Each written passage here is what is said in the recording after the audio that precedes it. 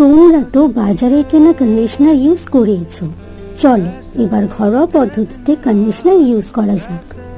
তার জন্য আমি নিয়ে নিচ্ছি 3 থেকে 4 চামচ রাইস ওয়াটার। এই রাইস ওয়াটার আমি ওভারনাইট চালগুলোকে ভিজিয়ে রেখে রেডি করেছি। চালটাকে অবশ্যই আগে ভালো করে ধুয়ে নিতে হবে। দেন আমি নিয়ে নিচ্ছি 2 থেকে 3 চামচ অ্যালোভেরা জেল। এরপর নিয়ে নিব প্যারাশুটের কোকোনাট অয়েল। তোমরা চাইলে তোমাদের পছন্দ মতো অ্যালোভেরা জেল আর কোকোনাট অয়েল ইউজ করতে পারো। এরপর এই 3টে ইনগ্রিডিয়েন্টসকে ভালো করে ব্লেন্ড করতে হবে। দেখো বেশ ক্রিমি হয়ে এসেছে।